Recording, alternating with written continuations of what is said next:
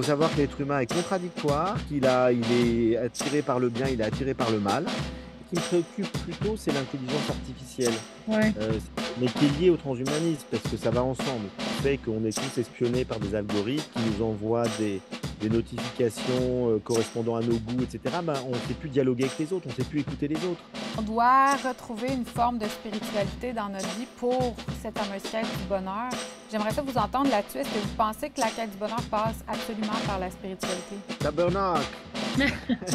Frédéric Lenoir est un philosophe, sociologue et écrivain français. Il s'est joint à moi aujourd'hui de sa maison en Corse par Zoom pour me parler de bonheur, de spiritualité et du futur de l'homme. Frédéric Lenoir, bonjour. Vous êtes philosophe français. Merci d'avoir accepté mon invitation. Bienvenue à Hello veut Avec savoir. plaisir. Aujourd'hui, j'ai envie de parler de trois grands thèmes avec vous. On va parler du bonheur, de la spiritualité et du futur de l'homme ou de l'humanité du moins. Le bonheur, pour moi, c'est quelque chose qui est vraiment important. J'ai déjà voulu faire une émission là-dessus. Le bonheur à travers les cultures. J'ai voyagé beaucoup, puis je trouve que l'indice de bonheur semble être très différent quand on est dans d'autres pays, comme tous les pays d'Afrique. J'ai fait la Tanzanie, j'ai fait l'Égypte et je trouvais ça fascinant d'essayer de comprendre. En fait, je pense que c'est une quête de l'humain, le bonheur. Dans le bouddhisme, on dit que c'est la quête ultime de tous les êtres sensibles. Euh, Selon vous, est-ce que dans notre société occidentale, on a tendance à perdre un peu notre quête du bonheur à travers des valeurs un peu trop superficielles? Oui, c'est certain que tout être humain recherche consciemment ou inconsciemment le bonheur. Il y a des gens qui vont vous dire oui, moi le bonheur, ça ne m'intéresse pas, mais en même temps, quotidiennement, ils vont vers des recherches de satisfaction, de ce qui leur apporte du plaisir, de ce qui leur permet de se sentir mieux, de ce qui correspond à une passion, etc. Donc finalement, la quête du bonheur, elle est toujours présente, consciemment ou inconsciemment, c'est-à-dire d'une sorte de satisfaction profonde de l'existence. Mhm. Après, aujourd'hui, malheureusement, je dirais que on est dans une société où la publicité, depuis presque un siècle, nous vante un bonheur factice, c'est-à-dire qui est lié uniquement à des choses extérieures. Donc, c'est la comparaison sociale. Vous savez c'est passionnant, j'ai travaillé là-dessus, sur la naissance de la publicité aux États-Unis au début du XXe siècle. Et ils se sont rendus compte, les publicitaires, que pour faire marcher l'industrie, il fallait en permanence créer des besoins et de la frustration. Et que Ah. donc, s'il fallait donner aux gens envie d'acheter de nouveaux produits. Et pour ça, eh ben, on leur dit, vous serez plus heureux parce que vous aurez un frigidaire, une grosse voiture, etc. Et on joue sur la comparaison sociale. C'est-à-dire, votre voisin a une grosse voiture et vous, alors, votre femme va être jalouse, etc. Vous avez votre femme, votre voisine a un frigidaire merveilleux, trois rayons, etc. Et tout. Votre femme va être déçue que vous ayez qu'un frigidaire avec deux rayons. Et donc, finalement, on nous vend un bonheur qui est lié à la comparaison, Mhm. c'est-à-dire au fond, on se compare aux autres, on veut au moins autant que les autres, si ce n'est plus, et à travers uniquement l'avoir, c'est-à-dire les biens matériels. Et Mhm. évidemment, c'est totalement faux, parce que si on a besoin de confort, si on a besoin de posséder des objets qui nous sont utiles, le bonheur de l'être humain ne se résume pas à l'avoir. Le bonheur de l'être humain a autant, sinon plus besoin de l'être, Mhm. c'est-à-dire de valeurs immatérielles. Et les valeurs immatérielles, bah, c'est l'amour, c'est la joie, c'est la communion avec la nature, la beauté du monde, c'est rendre service à d'autres. Il y a plein de choses qui sont immatérielles et qui nous mettent dans un état de satisfaction très profond de l'existence. Et évidemment, plein de gens passent à côté de ça parce que ils pensent que le bonheur viendra essentiellement du fait qu'ils auront un certain nombre d'objets qui sont vantés par la société de consommation comme étant indispensables au bonheur de l'être humain. Et c'est pour ça que plein de gens sont malheureux en Occident. Ouais. Pourquoi est-ce qu'en France, par exemple, on est le pays européen où il y a le plus d'antidépresseurs, d'anxiolytiques, etc. Mais pourquoi les gens prennent autant d'anxiolytiques et d'antidépresseurs? C'est parce qu'ils ne sont pas heureux dans leur vie et qu'ils ils ont beau avoir de l'argent, ils ont beau avoir un confort matériel, ils ont beau avoir une, voire deux voitures, etc. Pour la majorité d'entre eux, ça ne satisfait pas complètement l'être humain. L'être Ouais. humain a besoin d'autre chose que de biens matériels, même si je nie pas du tout l'importance des biens matériels. Moi, j'ai un confort de vie très correct et je m'en plains pas. Ouais. Mais je sais très bien que ce qui me rend le plus heureux, ce n'est pas ça. Exact. Il y a aussi, vous parlez de, je vais juste faire une précision quand vous dites les anxiolytiques. Est-ce que c'est en France, vous êtes le pire pays d'Europe ou c'est... c'est pas mondial quand même. Vous n'êtes pas ceux qui prescrivez le plus d'antidépresseurs au monde. C'est en Europe, j'imagine. En Europe, en tout cas, je sais qu'on est le pays qui prescrit le plus d'antidépresseurs. On Ouais. doit être parmi les records du monde, hein, c'est sûr. Et Mais ça parce montre que en les fait. Français sont très critiques, se plaignent beaucoup. Oui, effectivement, on vous connaît bien sous cet angle. Ouais. Et du coup, on n'est Ouais, jamais satisfait, on n'est jamais content. ouais, c'est On a ça. un esprit qui voit toujours ce qui va pas. Vous n'êtes pas trop gêné par le soleil, là, ça va? Ben, c'est beau, en fait. Nous, il fait pas beau ici, donc j'apprécie le soleil. Non, c'est une change de place, mais si c'est gênant, vous me dites, hein. Il faudrait juste que vous vous enligniez. Là, j'ai plus le soleil que votre visage. Voilà, comme ça, c'est Ah, bien. je bougerai un peu en fonction du soleil. C'est bon. Parce Mais que je suis en Corse. Je suis en Corse. Là, j'ai une maison. La Corse, c'est une petite île au sud de la France. Et c'est là que j'écris, que je passe la plupart de mon temps. Et là, vous entendez peut-être, je suis au bord de la mer et j'ai le soleil qui va se coucher derrière moi. Donc, c'est un très bel endroit. Et c'est moi, je sais génial. que, par exemple, pour être heureux, j'ai besoin de nature. Ouais, Si je ne suis exact. pas dans la nature, je ne suis pas heureux. Dès que je suis au bout de 8 jours où je suis en ville, je ne me sens pas très bien. J'ai besoin du contact avec la nature pour être heureux. Et je pense que tous les êtres humains ont besoin du contact avec la nature, même s'ils l'ont oublié. Parce C'est que ça. des gens qui sont nés en ville, qui ont toujours vécu en ville, ils ne savent pas ce que c'est que la nature. Et il leur manque quelque chose de fondamental. Je Mhm. suis convaincu que ce besoin est universel. Mhm. Et le grand psychanalyste Carl Gustav Jung nous dit qu'une des sources principales des névroses dans le monde moderne, c'est d'avoir coupé le lien vital avec la nature. La nature nous équilibre, elle nous ancre, elle nous permet de nous sentir reliés, reliés au monde, aux vivants, aux plantes, aux animaux, etc. Et si on est coupé de tout ça, ben, il nous manque quelque chose d'essentiel pour notre équilibre. Mais je vous écoute parler, puis pour moi, il y a comme une sorte de paradoxe parce qu'on nous parle de plus en plus de l'importance justement de se reconnecter à la nature, de plus en plus de gens qui sont végétariens parce qu'ils ont pris conscience qu'ils bon, ils veulent pas faire mal aux animaux. Puis tout ça, c'est un mouvement quand même en Occident qu'on voit évoluer. Puis paradoxalement, comme vous le décrivez si bien, il y a cette espèce de pression sociale où on se compare constamment avec les autres. J'imagine que ça fait une forme une sorte de dichotomie entre finalement ce qu'on veut où on pense qu'on veut, c'est comme si, j'imagine que les humains, en tout cas, je vais parler pour les humains en Occident, avec cette espèce de société de consommation puis de performance, on est en perte de repère de ce qui va vraiment faire de nous un être humain heureux. Vous pensez pas qu'on est en perte de repère? Oui, oui, certainement. Mais ce qu'on disait, c'est qu'on est en perte de repère et que du coup, on tâtonne et on cherche à trouver des équilibres, parfois entre des choses contradictoires. Mais Mhm. ça, c'est le fond de l'être humain. L'être humain est fondamentalement paradoxal. Mhm. Il veut quelque chose et son contraire. On aspire tous à l'amour, au lien, puis on aspire à la liberté, surtout qu'on n'empiète pas sur notre liberté. On a besoin de nature, mais on a besoin de ville. On a besoin de culture, on a besoin de cinéma, on a besoin d'aller de voir les autres. Puis en même temps, quand on est en ville, on se dit, oh là là, j'étouffe, j'ai besoin de nature. Donc, moi, j'assume complètement cette part paradoxale de l'être humain. Il faut juste trouver un équilibre de vie dans lequel on peut quand même avoir suffisamment de temps, de moments où on va se ressourcer dans la nature. Et quand on vit en ville, c'est vrai que c'est plus difficile.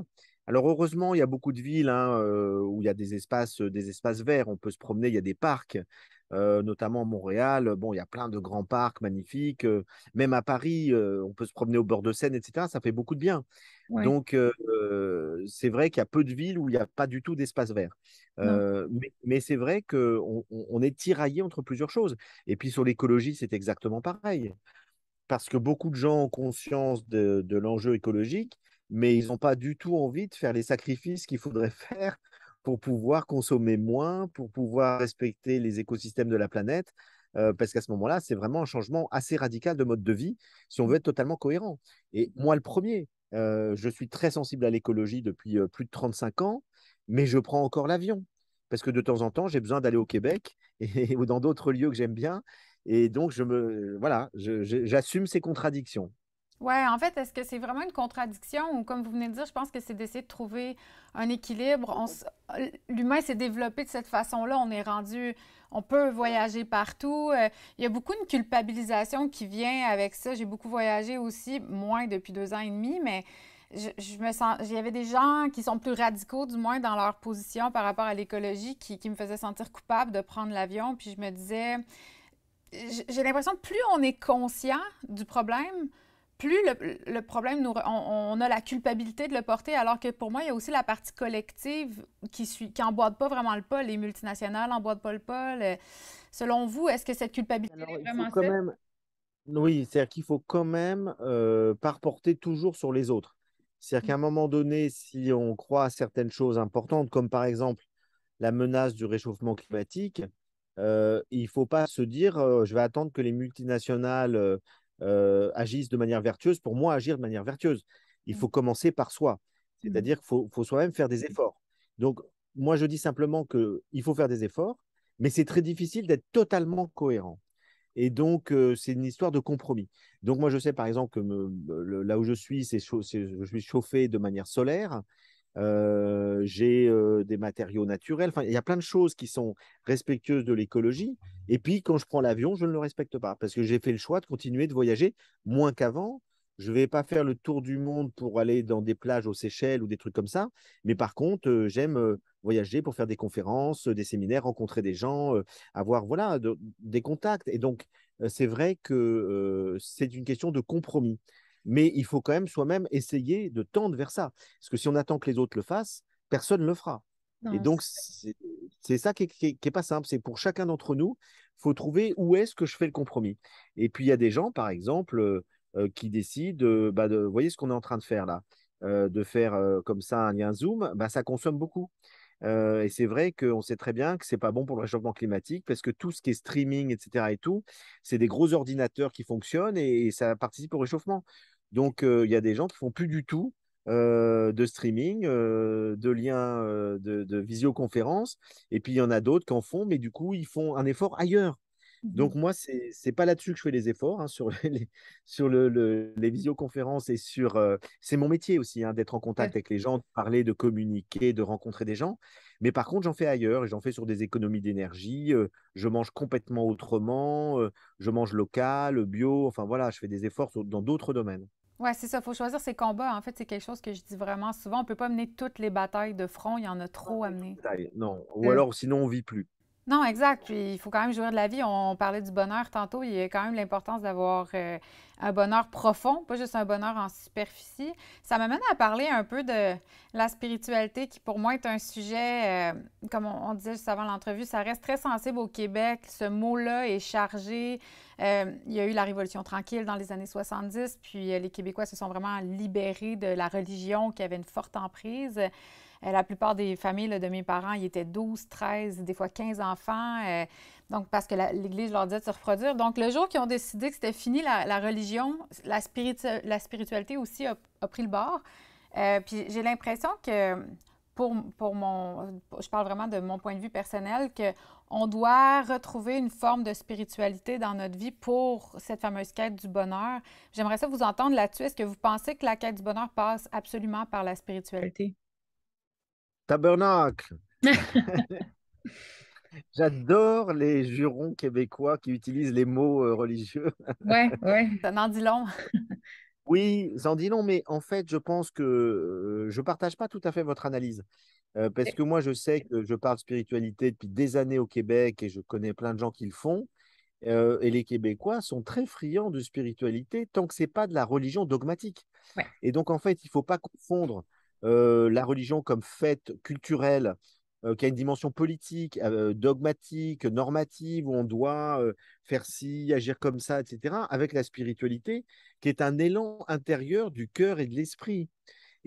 Beaucoup de Québécois l'ont parfaitement compris. En tout cas, moi, j'ai un public important au Québec qui lit mes livres, qui vient à mes conférences. Et il y a d'autres auteurs qui ont le même, comme Mathieu Ricard, Alexandre Jolien. Il y a plein d'autres auteurs, Christian Bobin, enfin, qui ont du succès au Québec, qui parlent de spiritualité. Mhm. Même Guy Corneau, des psychologues, etc., qui parlent de spiritualité, mais d'une spiritualité qui n'est pas religieuse. Ouais. Donc, la religion, elle est collective. La spiritualité, elle est individuelle. Et donc, la spiritualité, c'est quoi? La spiritualité, c'est simplement le mot esprit, utiliser son esprit pour chercher à grandir, à s'améliorer comme être humain.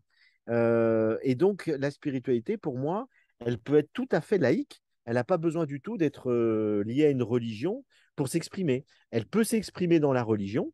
Vous avez des grands spirituels comme Jésus, Bouddha, etc. Et puis, vous avez des gens qui ne sont pas du tout religieux et qui sont très spirituels. qui Mhm. ont une vie saine, équilibrée, qui recherchent des valeurs, qui ont des valeurs profondes, qui cherchent à s'améliorer en tant qu'être humain. Pour moi, la spiritualité, c'est grandir en humanité. Oui. Et pour ça, on utilise son esprit pour essayer de comprendre les choses, d'être lucide, de discerner, de faire les bons choix. Et puis son cœur, parce que pour moi, la spiritualité, c'est la quête de vérité, donc c'est la philosophie dans ce qu'elle a de plus profond. Et puis, c'est aussi un lien avec les autres, avec le monde, qui passe par l'empathie, par la compassion, par l'amour, qui fait qu'on cherche à avoir un comportement équitable, un comportement juste, qui nous permet d'être bien reliés au monde, aux autres, et d'essayer d'apporter quelque chose d'utile. C'est ça, au fond, un chemin spirituel. C'est un chemin d'intériorité, de profondeur, qui nous permet de nous améliorer comme être humain et de jouer un rôle utile dans la société. C'est comme ça que je l'entends, en tout cas, Oui. et c'est comme ça que l'entendaient les philosophes grecs, hein, parce qu'il faut savoir que les philosophes grecs ont fondé la philosophie en Occident, hein. Si on prend, qu'on prenne Platon, Aristote, Socrate, Épicure, Épictète, tous les philosophes grecs, ils sont très spirituels. Ils ont Mhm. une vision, ils nous disent au fond, il faut avoir une vie intérieure, il faut pouvoir même méditer, se recueillir pour mener des actions bonnes, etc. Donc, ils nous parlent de spiritualité. On appelle ça la sagesse en philosophie, mais Oui. la sagesse, spiritualité laïque. Ouais. Est-ce que vous me disiez que vous pratiquez la méditation sur une base régulière? Selon vous, est-ce que ça fait partie d'une certaine hygiène spirituelle d'intégrer la méditation? C'est une hygiène de vie, c'est une Oui. hygiène de l'esprit, une hygiène spirituelle, parce que c'est le fait d'apprendre. Moi, ça fait 35 ans que je la pratique, parce que je l'ai découverte dans un cadre particulier, que celui du bouddhisme. Mhm. J'ai appris à méditer avec des bouddhistes tibétains quand j'avais 20 ans, et c'est quelque chose qui m'a profondément intéressé. Je me suis rendu compte que ça me permettait d'être plus serein, d'apaiser mes émotions, d'être intériorisé, et donc d'être dans un état de réceptivité plus grande à ce qui arrive et de ne pas être toujours en train de me penser, de mentaliser les choses, de me projeter, etc. Donc, apprendre à accueillir le réel, à être dans cette ouverture de l'esprit et du cœur, pour moi, c'est au centre de la spiritualité. C'est un exercice spirituel, la méditation. Oui, vraiment. Puis je pense que c'est pour ça qu'il y en a parfois qui ont certaines réticences par rapport à ça. D'ailleurs, vous parliez tantôt de l'importance de la définition. Moi, je suis 100% d'accord avec la définition que vous donnez de la spiritualité. Selon moi, la religion et la spiritualité, c'est deux choses complètement différentes. J'ai pas besoin de vendre ma spiritualité à qui que ce soit, ça m'appartient. Il y en a beaucoup qui vont confondre spiritualité et ésotérisme. Est-ce que vous pouvez faire la distinction entre les deux? Ben, en fait, l'ésotérisme, c'est encore autre chose. Mhm. L'ésotérisme, c'est aussi une vision du monde, on va dire, qui est à la fois imprégnée de philosophie et de religion, dans lequel on considère que les symboles sont très importants, qu'on est relié à la nature par un réseau d'interdépendance, de connexions mystérieuses, etc. Que tout est relié, hein, l'infiniment petit, l'infiniment grand, etc.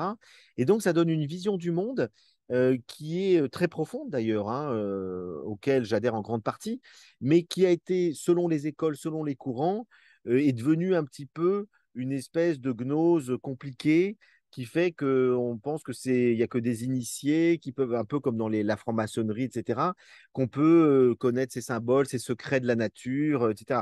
Donc ça peut devenir une sorte de, comment dire, d'élitisme, si vous voulez, dans lequel on considère qu'on fait partie des gens très intelligents qui avons compris les mystères du monde. Et ça existe depuis l'Antiquité, hein. Déjà, dans les enseignements de Pythagore, il y avait des choses exotériques, c'est-à-dire destinées à tout le monde, et ésotériques dans lequel c'était qu'un cercle de disciples où ils transmettaient les secrets, les choses les plus profondes, les plus... bon. Et ça a continué à travers les sociétés secrètes, les Rose-Croix, les francs-maçons, et encore aujourd'hui, vous avez un tas de sociétés secrètes. Bon, après, ça peut dériver vers une forme de sectarisme, ça peut... C'est pour ça que moi, je dirais que il y a un bon ésotérisme qui est intelligent, qui est fondé sur une bonne connaissance de l'humain et de la nature et des lois de la nature. Et puis, il y a un ésotérisme un petit peu, je trouve, trop, comment dire, élitiste et qui est artificiel Oui. parce que il est fondé sur tout un langage très spécial, réservé à des initiés, etc. Et ça, j'adhère pas trop. Oui, je comprends. D'ailleurs, vous disiez tantôt que dans la spiritualité, c'est la quête de la vérité. Euh, Puis je trouve ça intéressant que vous parliez des sociétés secrètes parce que justement, on sent des fois qu'il y a un savoir occulte qui s'est passé juste chez certains initiés, qui devient de plus en plus accessible ou du moins beaucoup de découvertes aussi dans la physique quantique, l'épigénétique, plein de choses qu'on apprend, qui viennent corroborer les grandes religions, des savoirs anciens. Mais est-ce que vous pensez que c'est propre à l'homme de vouloir garder un certain savoir pour lui tout seul, de ne pas le partager avec les autres? Oui, mais bien sûr, ça fait partie de l'être humain de vouloir faire partie d'un cercle privilégié, Mhm. les élus, c'est la notion d'élection. Donc voilà, donc on sait que dans les religions, dans la vie sociale, hein, de manière générale, les gens aiment faire partie des élus, des élites. Et vous avez pour les chefs d'entreprise, et le capitalisme a reproduit ça. C'est pas que religieux. Vous avez des clubs qui rassemblent des grands capitalistes, des grands industriels. Ils se retrouvent entre eux une fois par mois pour des dîners, mais c'est très fermé. Ouais. Vous avez, il faut avoir tant de millions de chiffres d'affaires pour pouvoir faire partie de ce club, etc. Et vous avez des clubs sportifs, c'est pareil, c'est très fermé. Vous avez... Donc, on aime cultiver l'élitisme, faire partie d'un petit groupe privilégié, etc. Bon, moi, c'est pas du tout mon truc, hein. Je fais partie d'aucun club. OK. J'essaie de transmettre les choses à un large public, de toucher tout le monde. Mhm. Et je ne suis pas du tout dans cette voie-là. Mais vous avez raison, ça fait partie de l'être humain, Ouais. d'aimer se distinguer des autres. Et c'est comme ça, d'ailleurs, historiquement, que dans les religions, on a distingué le sacré et le profane. En disant le sacré, c'est réservé, vous savez, au sein des saints, c'est vraiment les élites. Et puis le profane, bon, bah, tout le monde peut y aller, et du coup, c'est accessible à tout le monde, ça n'a pas de valeur. Ouais. Euh, donc, au fond, il y a toujours dans l'esprit humain ce désir de faire partie d'une élite. Mais pour moi, c'est un besoin égotique. C'est lié à la comparaison sociale. C'est ce qu'on a dit tout à l'heure. C'est-à-dire que c'est superficiel, en fait. Ouais, c'est ça. Puis c'est intéressant, on parle des religions. Je veux pas non plus qu'on ait l'air de dire que les religions, ce n'est que mal et que les dogmes, c'est pas des bonnes choses. Selon vous, qu'est-ce qui ressort de vraiment positif des grandes religions du monde? Ah, déjà, elles ont joué un rôle très important et positif dans la civilisation. Mhm. C'est-à-dire qu'il n'y a pas de civilisation sans régulation du désir humain. Le désir humain, il nous conduit à tuer, à prendre les biens des voisins parce qu'on en a envie. C'est ce qu'on appelle la convoitise. Et donc, les religions, ça a été une régulation du désir humain pour éviter de voler, de mentir, de tuer, de violer, de prendre les gens, les choses dont on a envie. Vous voyez, ça permet de mettre des lois, de mettre des règles. Et sans règles et sans lois, on ne peut pas vivre en société. Et donc, les premiers à avoir fait ça sont les religions. Les religions ont imposé un cadre. Et comme elles s'appuyaient sur l'existence hypothétique, en tout cas, mais pour elles, certaines, d'une force supérieure ou d'un dieu, ça permettait de leur donner de la force. Parce Ouais. que si vous dites aux gens, il faut pas voler, il faut pas tuer, etc., simplement parce que c'est nécessaire à vivre en société, ça suffit pas. Il a fallu, pour éduquer l'être humain, qu'il ait peur d'aller en enfer s'il commettait le mal, s'il tuait quelqu'un, etc. Et tout. Donc les religions ont permis, à cause de la peur d'un Dieu, d'un jugement supérieur, etc., d'avoir une morale. Et puis après, ben, les religions ont évolué. Par exemple, le Christ, il a essayé d'intérioriser la morale. C'est-à-dire que ce ne soit pas simplement une loi extérieure. Et comme dit Spinoza, ce grand philosophe du XVIIe siècle, le Christ a inscrit la loi au fond de nos cœurs. C'est-à-dire qu'il a voulu qu'on agisse bien, pas uniquement pour appliquer la loi extérieure, mais parce que on aime les autres. Et c'est par amour qu'on doit agir bien. C'est par compassion, c'est par empathie. Et c'est pas simplement parce qu'on a peur ou d'aller en enfer ou d'aller en prison. Et donc, il y a eu dans les courants religieux une évolution d'un certain nombre de grands spirituels qui nous ont dit, et le Bouddha, c'est exactement la même chose, ils nous ont dit, c'est pas par peur de mal se réincarner, d'aller en enfer et tout qu'il faut bien agir, mais simplement parce qu'on en comprend profondément la nécessité et parce qu'au fond de soi, on développe une forme d'altruisme qui fait qu'on découvre qu'il y a plus de joie à donner qu'à recevoir. Exact. C'est ça qui est beau, je trouve, de l'enseignement bouddhiste, en fait, ces valeurs, on nous redonne des valeurs vraiment profondes qui, je trouve, ont été perdues beaucoup. Tout à Malheureusement, fait. Donc, les religions, elles ont cette ambiguïté, c'est qu'à la fois, elles ont produit de la morale nécessaire, ouais. mais en même temps, elles ont trop utilisé ces interdits pour manipuler les gens pour les tenir, si vous voulez. Et du coup, les clergés ont profité et ça leur a donné un pouvoir extraordinaire. C'est ça. Et donc, on voit des abus de pouvoir dans toutes les religions, y compris le bouddhisme, hein. Aujourd'hui, vous avez des scandales qui éclatent en France. J'imagine ça va bientôt se savoir au Québec. Il y a des grands lamas tibétains que tout le monde vénérait comme des grands maîtres, dont on s'est aperçu qu'ils ont abusé sexuellement d'un tas de disciples. Et donc, finalement, c'est partout pareil. Et donc, Eh, l'être humain, C'est dans ce qu'il les religieux utilisent leur pouvoir c'est ça. pour faire des choses qui sont totalement illicites. Et donc, finalement, les religions, elles ont apporté ça, mais il y a eu plein de dérives. Et c'est pour ça que, entre guillemets, l'Occident progressivement a quitté la religion. C'est à cause de toutes les dérives des religions. Mais il n'empêche pas, il ne faut pas jeter le bébé avec l'eau du bain, comme vous le disiez au début, Mhm. que vous avez dans les religions, dans l'histoire et encore aujourd'hui, des gens très spirituels, des gens très généreux, des gens qui consacrent leur vie aux autres. Donc, il ne faut pas tout mélanger. Il Ouais, faut c'est ça. savoir simplement que dans la religion, il y a comme partout, comme en politique, comme dans tous les domaines, il y a des gens bien et il y a des gens pas bien, qui Ouais. utilisent la religion à des fins personnelles. Mais le pouvoir corrompt, puis je trouve ça, j'étais pas au courant là, pour les moines tibétains dont vous parlez, mais j'ai aussi fait beaucoup de méditation avec des moines bouddhistes tibétains. Je me suis souvent dit, c'est drôle parce que on en parle beaucoup des dérapages de l'Église catholique avec tous ces fameux abus sexuels. Là. C'est plus, tout le monde le sait, c'est pas un secret de polichinelle. Mais on n'en parle pas chez les moines tibétains. Puis je me disais, pour moi, il y a quelque chose de contre nature à réprimer totalement sa sexualité. Puis ça doit finir par se traduire en abus sexuels aussi. Puis là, d'apprendre ce que vous me dites, ça me surprend comme pas, on dirait. Oui, oui, mais bien sûr. Et ça, moi, ça fait 30 ans que je le dis, hein, qu'il ne faut pas idéaliser les Tibétains ou les bouddhistes, parce Ouais. que c'est une religion exotique qui vient d'Asie, qu'ils ont des têtes, ils ont un visage souvent rayonnant, etc. Mais en fait, non. Vous avez chez les maîtres bouddhistes, comme chez les prêtres catholiques, des gens très bien, très vertueux, généreux, cohérents entre ce qu'ils disent et ce qu'ils font, et des gens qui profitent de leur pouvoir spirituel Ouais. et de l'impact qu'ils ont sur leurs adeptes pour en tirer des bénéfices ou matériels ou sexuels. Et on Ouais. s'aperçoit que les bouddhistes, eh ben, vous avez une proportion non négligeable de pseudomètres qui ont été adoubés par le Dalai Lama, etc. et tout, qui en fait se sont très très mal comportés. Et Mm. actuellement, il y a des actions en justice contre plusieurs pseudomètres. Alors, ce n'est pas la majorité, Non. mais néanmoins, ce sont des brebis galeuses. Et donc, Ouais. il faut toujours, face à entre guillemets, un maître spirituel, exercer son discernement. C'est pas parce qu'il est bouddhiste ou juif ou etc. qu'il sera mieux que les autres. Dans toutes les religions, vous pouvez avoir des abus de pouvoir. Ouais, c'est ça. Ben, en fait, du moment qu'il y a du pouvoir, il y a des abus de pouvoir, pas juste dans les religions. On le voit beaucoup en politique aussi. De l'argent, il y a des gens qui cherchent à en avoir plus. Et voilà, donc il faut savoir que l'être humain, il ne faut pas idéaliser l'être humain. Non, c'est ça. Euh, Mais faut pas le faut- démoniser non plus. On va non, facilement là pas aussi, je trouve. non plus.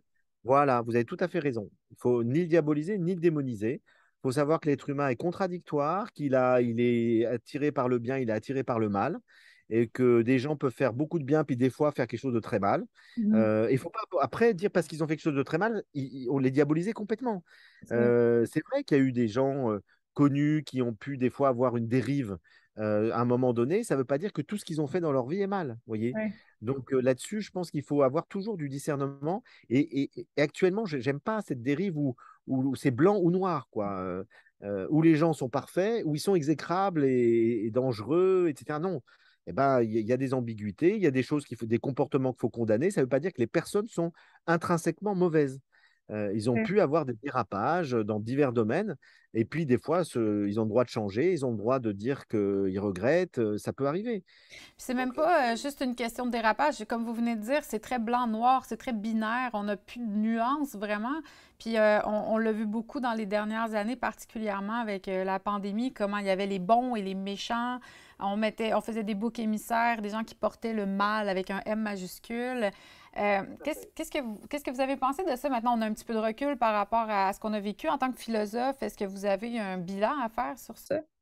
oui, je pense que on a vécu pendant 3 ans avec le Covid une résurgence de la peur chez les êtres humains qui fait qu'ils n'avaient plus des attitudes rationnelles, y compris les hommes politiques. Et Ouais. que donc la peur de la mort, hein, la peur d'être contaminé par un virus, nous a fait prendre des décisions tout à fait excessives, qui n'étaient pas rationnelles. Et du coup, il y a eu des abus, et je pense notamment concrètement qu'il il aurait mieux fallu cibler les personnes à risque, les protéger, leur recommander vivement la vaccination, mais pour elles, hein, avant tout, mais ne pas imposer la même chose à tout le monde. Et là, je pense qu'il faut laisser plus de liberté de discernement individuel, même dans une maladie comme le virus. Et puis, s'il y a des gens qui ont envie de prendre des risques, qui n'ont pas envie de vivre absolument reclus, ou, etc., on peut à ce moment-là avoir plus de souplesse. Et je prends un exemple très simple, les enfants.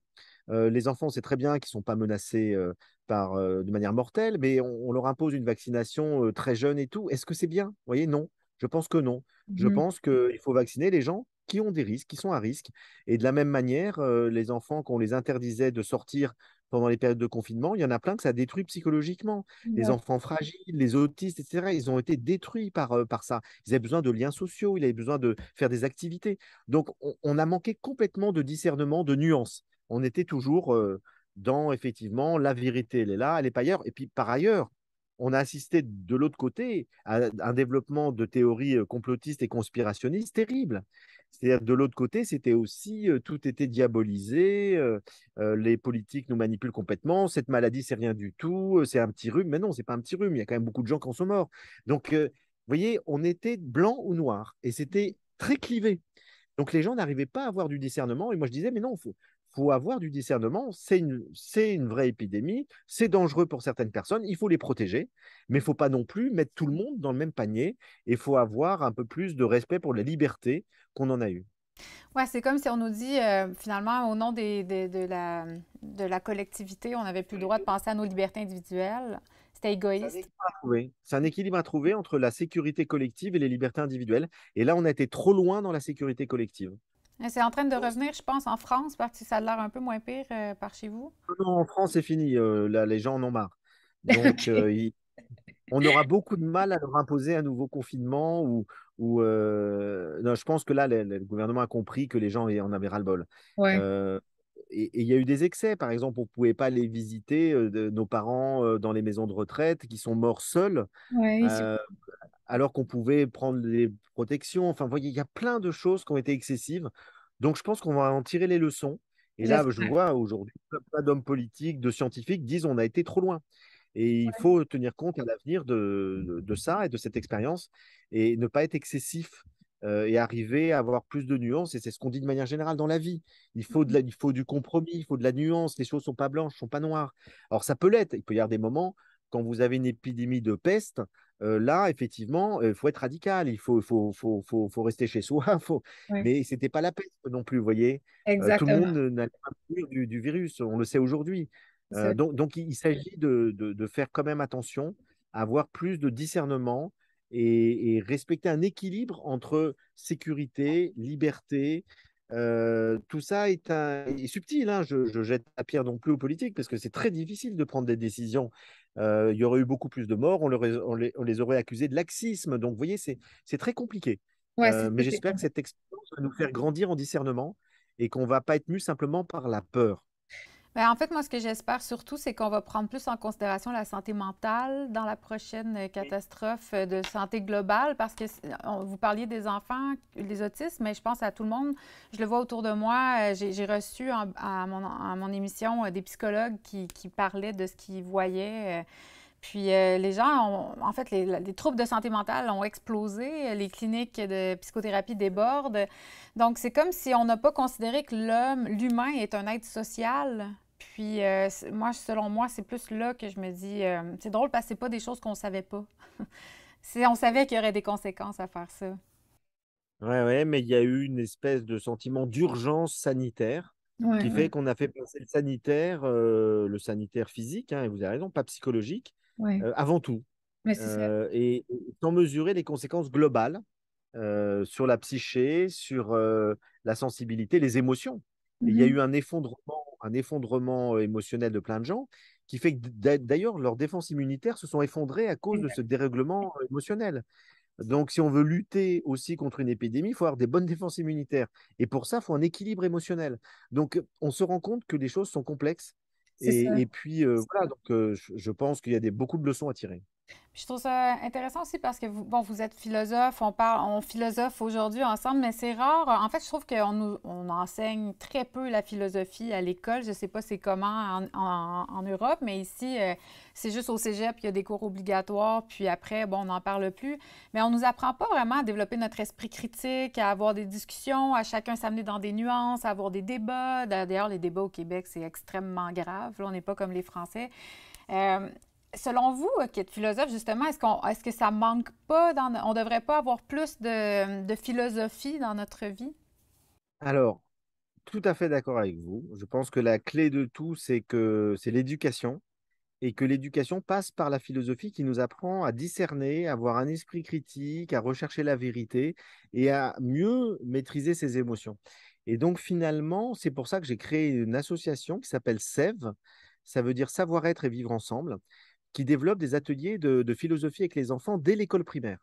Et c'est présent au Canada depuis le début. Parce que dès que j'ai fondé, en 2016, j'ai fondé l'association Sève, j'ai tout de suite été au Canada et c'était la première fondation que j'ai faite en dehors de la France. Aujourd'hui, il y en a en Belgique, en Suisse, au Maroc, au Luxembourg, etc. Et donc, ça s'appelle Sève Formation Canada, dans lequel on forme des animateurs pendant plusieurs week-ends qui ensuite vont faire des ateliers de philo dans les écoles. Et les résultats sont formidables. Parce qu'on voit que les écoles nous disent, mais c'est formidable, les enfants, ils apprennent à s'écouter, à débattre de manière rationnelle, au-delà des émotions, des invectives, t'as tort, t'as raison, parce qu'on leur apprend à argumenter, à développer ce qu'on appelle des habiletés de pensée, problématiser, argumenter, écouter l'autre, discerner. Et donc, j'invite tous ceux des auditeurs qui s'intéressent de regarder SEVE, S-E-V-E, Mhm. Canada, et vous aurez accès à un lien Internet qui vous amènera sur la possibilité de faire des formations pour être animateur ou si vous êtes dans une école, de faire venir des animateurs dans votre école. Ouais, c'est génial. J'avais vu sur votre site web que vous aviez ça. Je trouve ça vraiment brillant. Puis en fait, j'aimerais ça. J'ose espérer que le ministère de l'Éducation va finir par mettre ça obligatoire aux primaires. Dans toutes les écoles. Ben, moi, c'est ce que je dis tout le temps. Si on fait de la philo dès l'école, dès l'âge de 6 ans, dans toutes les écoles du monde, mais le monde changerait en une génération. Oui. Parce qu'on aurait des gens qui seraient capables de s'écouter, de réfléchir, de bien orienter leurs désirs. Donc vraiment, ça change tout, la philo. Moi, ça, je l'ai connu très jeune et c'est vrai que ça a changé ma vie. Ouais, exact. Puis je pense, moi j'ai étudié en psychothérapie, jeune aussi à 24 ans, puis la découverte de soi, de vraiment aller à la rencontre de moi avec mes zones. On a tous des mécanismes inconscients. On pense qu'on sait comment qu'on agit avec les autres, mais on a tous des patterns relationnels, etc. Puis je me disais, pourquoi ils ne nous apprennent pas ça à l'école, à place de m'apprendre l'algèbre ou hypoténuse ou ces choses-là? Pourquoi? À l'école, on nous apprend effectivement un tas de choses qui peuvent nous aider à avoir un métier, mais on ne nous apprend pas à vivre.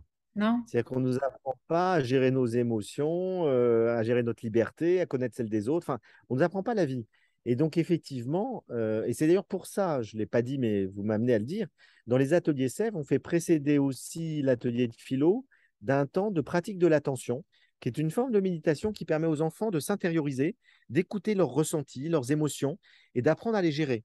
Et on a développé de plus en plus, à côté de l'atelier philo, un peu de psychologie positive pour aider les enfants, au fond, à mieux gérer leurs émotions. Parce qu'on s'aperçoit que ça ne sert pas à grand-chose de faire de la philo s'ils sont encombrés par leurs affects, qu'ils n'arrivent pas à les gérer. Et du coup, les deux vont de pair, et vous avez raison, il faut apprendre dès le plus jeune âge, à la fois à développer sa pensée, une pensée personnelle, critique, curieuse, ouverte et en même temps lucide. Et en même temps, il faut apprendre à gérer ses affects, ses peurs, ses colères, ses émotions, et à pouvoir rentrer plus en harmonie avec les autres. Je pense pour ça, il faut revaloriser aussi les émotions. C'est comme considérer quelque chose de mal parfois. Je trouve avoir des émotions. Je suis enceinte présentement, donc je suis plus émotive. Puis je le vis souvent de me faire ah bon, t'es encore en train de chialer ou bon, Hello est encore émotive. Mais en fait, je me dis, ça me fait juste prendre encore plus conscience à quel point nommer nos émotions, nommer un mécontentement, nommer une colère, nommer quelque chose qui nous habite, c'est mal vu, c'est mal reçu souvent. Donc, je pense qu'aussi, il faut démocratiser l'émotion, non? Sur Peut-être qu'il y a eu une période où oui, on était un peu dans le refoulement des émotions. Aujourd'hui, je ne pense pas tellement. Je OK. pense que la culture actuelle, va dans le sens de la reconnaissance des émotions. de l'acceptation des émotions, en disant, d'ailleurs, il n'y a pas de mauvaise émotion. Une colère, une peur ou une tristesse, ce n'est pas une mauvaise émotion, c'est une émotion tout court qu'il faut pouvoir reconnaître, qu'il Mhm. faut pouvoir vivre, et après, on verra si on la laisse prendre de la place ou pas. Mhm. Parce que vous avez des peurs qui sont tout à fait justifiées, et puis vous avez des peurs, on en a parlé tout à l'heure, qui ne sont pas justifiées. Et du coup, si ça prend trop de place, ça nous fait faire des erreurs. Vous avez des tristesses qui sont tout à fait justifiées, hein. Vous venez de perdre un proche, une grand-mère et tout, mais c'est normal que vous soyez triste. Il n'y a pas de mal à ça. Par contre, rester dans un sentiment de tristesse pendant des années, c'est pas bon non plus. Donc, il faut savoir sortir de cette tristesse chronique. Et donc là-dessus, je dirais que c'est un discernement qui se fait de plus en plus. Les émotions, il faut les nommer, il faut les reconnaître, il faut les vivre, il ne faut pas les refouler. Et après, il faut savoir entre guillemets, les gérer, c'est-à-dire arriver à voir si c'est bien de laisser se développer cette colère ou pas, pour telle raison. Est-ce que ça va engendrer des problèmes ou est-ce que ça va plutôt me permettre d'aller mieux? Enfin, tout ça est quelque chose qui s'apprend. Oui, effectivement, c'est ça. Puis aussi bien l'apprendre le plus jeune possible pour outiller nos enfants. Absolument. Sauf que les enfants sont très pris par les émotions. Ils ont Exact. beaucoup, beaucoup de mal à les gérer. Puis les vivre, c'est ça, dans le moment présent et c'est très intense. On parlait tantôt de votre rapport à la nature. Vous êtes dans la nature en ce moment. Moi, je vous ai connu à travers un documentaire que j'ai fait au Québec qui s'appelle L'Océan vu du cœur, qui n'est pas sorti encore, mais il y a La Terre vue du cœur dans lequel on vous voit aussi avec Hubert Reeves, votre ami. J'étais à la production là-dessus, puis donc on a parlé d'environnement à travers ce documentaire-là. Je connais donc assez bien vos positions par rapport à ça. On parle beaucoup, beaucoup d'environnement. En ce moment, c'est les élections au Québec, là, puis bon, au moment où le balado va sortir, ce sera probablement terminé, mais ce que j'observe, c'est que l'environnement est rendu un enjeu majeur. On le considère vraiment. Est-ce que selon vous, ben, j'aimerais ça savoir un peu comment vous voyez le futur de l'homme. Il y a quelque chose de tellement alarmiste quand on nous parle de notre futur. Il y a tellement de monde même qui me disent ah ouais, t'es enceinte, t'as décidé d'avoir des enfants. Tu sais, tout le monde s'attend à ce que le monde s'effondre demain matin. Je me fais même un peu juger, parfois je le sens, là, d'avoir décidé de faire des enfants. Euh, Qu'est-ce que vous pensez du futur de l'homme? J'en sais rien. C'est-à-dire que là-dessus, je ne suis pas prophète. Oui. Donc, je ne sais absolument pas ce que va devenir l'humanité. La seule chose qu'on peut savoir avec certitude, bah, c'est les données scientifiques qui nous permettent de savoir que quand même, on est mal barré au niveau écologique et que il y a beaucoup, beaucoup de choses, d'indices. On le voit, le réchauffement est très net. Moi, je suis ici en Corse. Il n'y a jamais eu des températures pareilles depuis plus d'un siècle. Il n'y a plus d'eau, etc. Donc là, de mémoire d'homme, on vit des choses qu'on n'a pas vécues. Donc, c'est certain qu'on est devant une transformation du climat extrêmement préoccupante. Il y a de quoi être inquiet, tout à fait. Après, moi, je dis, face à ça, bah, il faut faire ce qu'on peut, il faut agir. Faut chacun, voilà, autant qu'il peut, faire ce qu'il peut avec des compromis dont on a parlé tout à l'heure. Et en même temps, il faut continuer de vivre.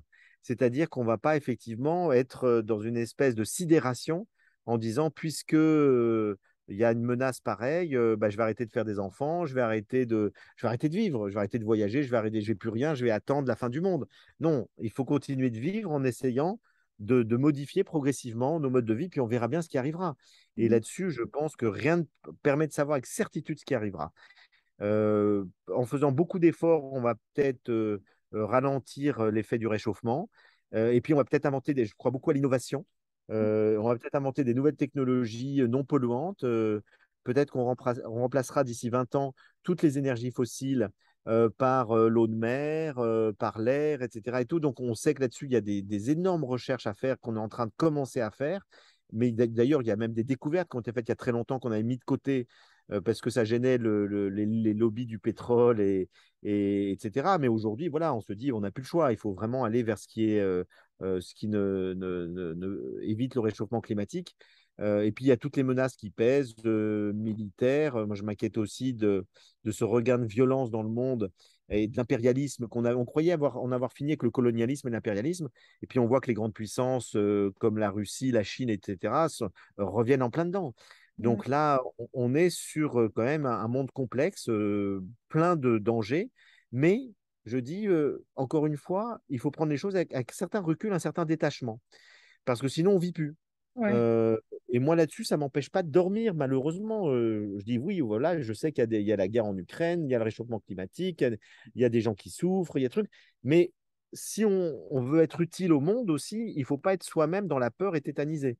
Exact. Il faut plutôt essayer de cultiver un équilibre de vie et puis d'essayer d'apporter des messages qui aident à prendre conscience, à aller vers un monde plus juste, plus pacifique, moins polluant. Enfin, et donc, il faut continuer de vivre de manière constructive, de manière positive, parce que au fond, c'est les optimistes qui sauveront le monde. C'est pas les Ouais. pessimistes qui disent c'est foutu, il n'y a plus de solution, et donc du coup, après moi le C'est un déluge. navire. C'est plutôt de dire oui, les choses vont mal, mais cherchons les solutions. Ouais, exact. Exactement. J'avais reçu Idriss Aberkan aussi, qui est beaucoup sur les solutions. Puis je pense que, ça, comme vous venez de dire, ça sert à rien de. Il y a tellement des idées intelligentes, formidables aussi, qui sont. Il y a Gunther Pauli qui amène plein de. Quand je me suis mis à regarder là-dedans, il y a un monde là, de gens qui arrivent avec plein de solutions tellement ingénieuses qu'on n'entend pas parler, mais on continue toujours de nous parler plus des trucs extrêmement négatifs, ce qui aide pas forcément à se faire un peu d'espoir pour le futur. Mais selon vous, dans tous les enjeux climatiques, qu'est-ce qui va être mettons, au moment où on se parle, c'est quoi l'enjeu majeur qui est le plus urgent selon vous? Ah, j'en vois deux. C'est l'enjeu de l'eau. Mhm. Euh, Ça devient un vrai problème. Et là, je vois pour la première fois, je vous disais, je vois autour de moi, mais je sais que c'est encore plus fort en Afrique et dans d'autres pays. Il y a des coupures d'eau, c'est-à-dire qu'on n'a plus accès à l'eau parce qu'il y a un manque d'eau. Les nappes phréatiques sont en train de se vider. Et donc, du coup, l'eau potable devient un enjeu mondial et ça va créer des guerres. Clairement, il va y avoir des gens qui vont se battre pour avoir accès aux ressources d'eau potable qui sont en train de se raréfier. Et Mhm. puis, il y a l'enjeu du réchauffement climatique, c'est-à-dire le problème plus global qui fait qu'il y a une accélération. Donc ça, c'est la pollution atmosphérique, hein, c'est tous les gaz carboniques, etc. Et tout. Et si ça s'accélère trop, bah ça peut rendre, de même que le manque d'eau, on ne peut pas vivre sans eau, de la même manière, on ne peut pas vivre si les températures atteignent des tels degrés qu'à ce moment-là, la vie sera inhabitable pour l'être humain. Après, Mhm. il y a plein d'animaux et de plantes qui survivront à des températures très élevées, mais pas l'être humain. Et donc là-dessus, ça me paraît être les deux problèmes les plus urgents. Et c'est assez inquiétant parce qu'on se rend compte que on met beaucoup de temps effectivement à réagir. Ouais, en fait, c'est comme vous l'avez dit, c'est que l'humain réagit, l'humain agit pas, et pas proactif. On dirait qu'on attend d'être dans le mur, puis là, faire Ah, il aurait peut-être fallu faire quelque chose. Ça peut être Mais lent. comme je disais aussi, c'est compliqué de changer nos modes de vie. Et Exact. donc, si on voulait être le plus efficace possible, faudrait arrêter tous les transports, ne plus faire de visio. Enfin, il y aurait tellement de choses, mais c'est un bouleversement tel que Mhm. quasiment personne n'est capable de le faire. Ouais, Et après tout, on se dit, bon, à quoi ça sert aussi de simplement survivre, si vous voulez. c'est ça. Donc, moi, je me dis, bon, faut vivre aussi. Exact. Donc, il faut aussi pouvoir être en lien, pouvoir. Donc, c'est ça qui est compliqué parce que c'est comme les gens qui vous disent par rapport à la peur du Covid, ben, je voyais des personnes âgées, elles sortent plus de chez elles. Et donc, elles ont tellement peur d'attraper le Covid dans la rue et tout que ben, elles n'ont plus de vie. Elles sortent Exact. plus de chez elles, elles ne voient plus personne. Même leurs petits-enfants, elles ne veulent plus les voir. Mais à quoi ça sert qu'on a 90 ans, donc 90 ans? À quoi ça sert de vivre comme ça? C'est plus une vie. Donc, à ce moment-là, faut prendre un minimum de risques et assumer les conséquences. Oui, puis de toute façon, le facteur, le risque zéro ne semble pas exister. On a beau prendre 1 million de précautions, il peut toujours avoir un truc. Vous pouvez vous casser la figure chez vous et vous allez mourir de ça. Exact, c'est ça, finalement. Il y a quand même un facteur. On contrôle pas tout. Il faut se rappeler que l'humain n'a pas 100% de contrôle. Confiance, de se dire, eh ben, peut-être qu'on va trouver les solutions, qu'on va progressivement arriver à changer nos modes de vie suffisamment, qu'on va trouver des technologies nouvelles qui vont nous permettre de plus polluer. Enfin, Mhm. voilà. Donc, il faut faire un peu confiance à la vie, en l'humain, et malgré tout. Ouais, c'est ça. Et vous, j'arrive sur une question, un sujet très sensible, mais je pense que c'est important d'en parler. Vous parliez des réchauffements climatiques, l'humain serait plus capable de supporter les températures. Est-ce que vous pensez que le transhumanisme peut être une solution vers s'adapter au futur? Ben, ça dépend ce que vous appelez par le transhumanisme. Assez Si vague. c'est Oui, c'est très général. Là-dessus, je suis nuancé aussi. J'ai pas de jugement blanc-noir. Ouais. Si on peut trouver par des puces électroniques, des moyens, des nanotechnologies, de ralentir le vieillissement, tant mieux. Mhm. Moi, si on me dit, bah, vous pourrez vivre vraiment bien jusqu'à 120 ans en ayant toutes vos capacités et tout, je suis preneur. Ouais. Par contre, si c'est pour vivre 1000 ans, en étant complètement sous antidépresseurs, anxiolytiques, etc., parce que je vis dans un monde catastrophique, malheureux, et que je ne sais pas comment trouver l'équilibre et l'harmonie dans ma vie, je préfère mourir beaucoup plus jeune. Ouais. Donc, vous voyez, à quoi ça sert de nous faire vivre indéfiniment si on est dans un environnement détruit, avec des gens agressifs, et que soi-même, on n'est pas en paix avec soi-même. Donc, pour moi, Mhm. le plus urgent, c'est que l'être humain retrouve la paix avec lui-même, avec les autres et avec l'environnement. Bon. Mhm. Et puis, à partir de là, ben, si transhumanisme peut nous aider à prolonger un peu la vie de manière qualitative, tant mieux. Mais Mhm. ce qui compte, c'est la qualité de vie. C'est pas la quantité des années. Vous voyez? Oui, c'est ça. Mais alors, on parle de prolonger la vie, mais vous parliez tantôt de comment l'humain a besoin de se reconnecter à la nature pour se reconnecter à l'ensemble, le grand tout. Et puis parfois, quand j'entends des discours transhumanistes, puis moi, j'essaie d'être nuancée dans tout aussi, donc je vous suis là-dedans, mais j'essaie de voir en quoi ça... Je trouve qu'il y a des zones où ça semble dénaturé, là, mais ça nous déconnecte justement de la nature, ça nous déconnecte de notre lien profond à la terre. Est-ce que... Moi, c'est plus là, en fait, que je serais curieuse de savoir, est-ce que vous pensez, comme sachant que l'humain veut tellement le pouvoir puis le contrôle, est-ce qu'il n'y a pas une importance, du moins, de légiférer sur le transhumanisme ou d'en parler? On n'en parle peut-être pas assez. Moi, ce qui me préoccupe plutôt, c'est l'intelligence artificielle, Ouais, euh, mais qui est liée au transhumanisme, parce que ça va ensemble. ouais. Et donc, je trouve qu'il ne faut pas donner le pouvoir aux robots. Et que là-dessus, les robots, on peut leur donner le pouvoir, hein. On peut mettre partout des algorithmes, on peut s'arranger. On voit déjà dans les réseaux sociaux les dégâts que ça fait. Le fait qu'on est tous espionnés par des algorithmes qui nous envoient des notifications correspondant à nos goûts, etc., ben, on ne sait plus dialoguer avec les autres, on ne sait plus écouter les autres. Vous parliez tout à l'heure du Covid. Si vous avez une discussion avec des amis et que vous manifestez très clairement, par exemple, une opposition au vaccin, vous allez recevoir dans les jours qui viennent plein de vidéos qui vont dans ce sens-là, comme par hasard. Mhm. Et l'inverse est vrai. Si vous êtes à fond pour les mesures gouvernementales et tout, vous allez recevoir plein de vidéos qui vont dans ce sens-là. Donc, au fond, les réseaux sociaux, grâce à la technologie des algorithmes et l'intelligence artificielle, repèrent vos goûts. Ouais. Et du coup, on vous entretient dans vos goûts et vous n'êtes plus capable de discuter avec des gens qui pensent différemment. Vous n'êtes plus capable d'entendre un discours qui ne va pas dans le sens de ce que vous pensez. Et ça, c'est dramatique. On ne peut plus vivre en démocratie si on s'informe qu'aux mêmes sources. Ouais. Et moi, je connais des gens qui n'écoutaient que ce qui allait dans leur sens. Et Ouais. dès qu'on leur disait, mais attends, c'est plus complexe, etc., et tout, ils n'écoutaient pas. Des deux côtés, encore une fois, hein, je ne dis pas qu'il y avait que les gens qui étaient, par exemple, pro-vaccin ou anti-vaccin. Des deux côtés.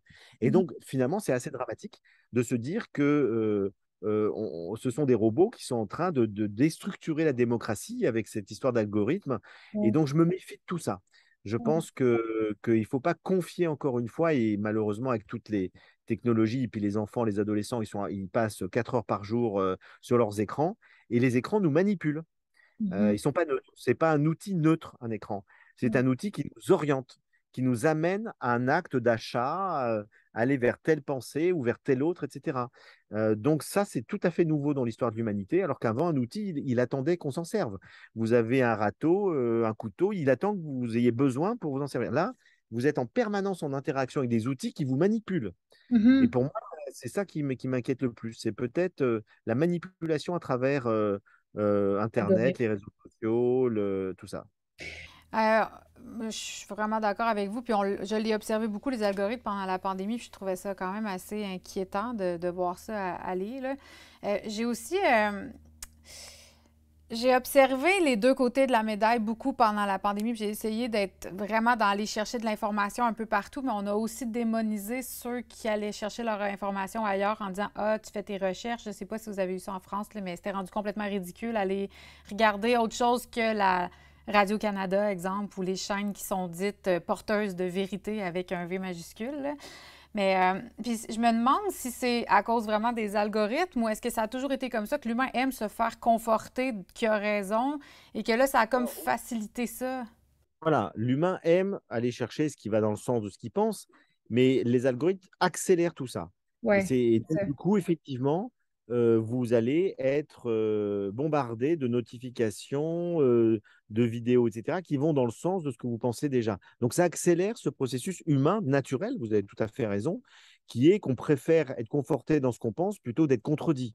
Oui, c'est ça. Or, Socrate nous dit que la philosophie, c'est d'accepter la contradiction. C'est parce que le but de la philosophie, c'est d'être dans une recherche de vérité qui fait qu'on essaie de faire tomber tous nos préjugés, tous nos a priori. Donc là, il y a du boulot, il y a du pain sur la planche. Parce que Oui. cette recherche de vérité, c'est pour ça qu'il faut faire philosopher les enfants très jeunes. Il faut Oui. qu'ils apprennent à avoir du discernement, un esprit critique vis-à-vis des réseaux sociaux, mais aussi vis-à-vis de leurs petits copains, vis-à-vis de leur famille. Même quand la famille dit la vérité, c'est ça, quand vous avez raison, les journaux officiels vous disent la vérité, c'est ça, être capable d'avoir du discernement. Mais il ne faut pas tomber dans l'excès inverse. De tout remettre en question. Remettre tout ce qui est officiel, C'est tout ça. ce qui vient des institutions, tout ce qui vient des médias, des grands médias, c'est faux. La Mhm. vérité est toujours cachée. Vous voyez, ben non, c'est pas vrai non plus. Oui, mais en fait, il y a une perte de confiance. Voilà. Il y a une perte de confiance qui, je pense, est légitime parce on nous a tellement menti à répétition, on nous a... Bon, là, on parle de la politique, là, un peu. Je disais que c'est les élections. On voit tellement qu'ils disent des choses juste pour se faire du capital politique, pour se faire élire. Ça devient difficile de ne pas être cynique, disons, en tant que citoyen, quand on reçoit ça avec un esprit critique. Puis de devenir justement, je peux comprendre, j'essaie de rester nuancée, mais je peux comprendre qu'à un moment donné, on finit juste par se dire, ben, c'est tout des mensonges. Ça devient difficile de rester dans la nuance. Il faut pourtant garder raison et ne pas jeter non plus le bébé avec l'eau du bain dans ce sens-là. Oui, exactement. C'est ça. C'est un sacré défi quand même. On a beaucoup de défis. Et on est à une ère où je trouve qu'on en a de plus en plus parce qu'on a tellement d'informations, on est tellement au courant. Vous parlez de la Chine, on parle de l'Ukraine, on parle des pandémies. Là, on nous dit qu'il va y avoir de plus en plus d'épidémies, de plus en plus de virus parce que la glace dans le pôle Nord est en train de fondre, puis là, il y a des nouveaux virus. Donc, il y a beaucoup d'enjeux. Je pense que ce que je trouve vraiment intéressant de ce que vous dites, c'est l'importance de rester nuancé, puis l'importance de cultiver aussi quelque chose de positif à travers ça. Est-ce que vous avez, pour terminer, j'aimerais ça savoir si vous avez des trucs, des conseils, parce qu'on est tellement parasité par toutes ces informations-là. Comment rester centré, groundé, entre guillemets? Les conseils sont très simples pour moi. C'est déjà de ne pas trop écouter la radio, la télévision, lire les journaux, etc. De ne pas passer des heures tous les jours à s'informer. Parce que d'abord, c'est inutile. Moi, je pense qu'en 20 minutes, vous pouvez savoir tout ce qui se passe d'essentiel dans le monde sur une journée. Après, ça peut être intéressant de regarder un documentaire qui approfondit quelque chose, de lire un article de presse de fond, etc. Mais il faut le discerner, il faut le choisir. Mais subir l'information massive comme ça, en fait, c'est très anxiogène et ça vous fait perdre complètement tout esprit critique. Il vaut mieux ne pas trop regarder d'informations et réfléchir, prendre le temps du recul, de la réflexion, et de temps en temps creuser un sujet qui nous paraît important, et là, aller en chercher, mais faire de l'information active, de faire de la recherche active d'information. Il ne faut pas subir l'information.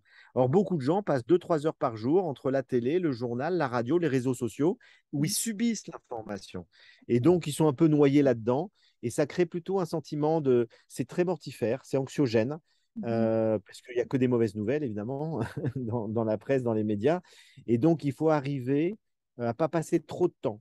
Et au contraire, passer du temps à cultiver des choses positives. Le temps qu'on passe avec ses proches, regarder la nature, aller jardiner, écouter de la musique qu'on aime, écrire, être créatif, faire un art, faire du sport.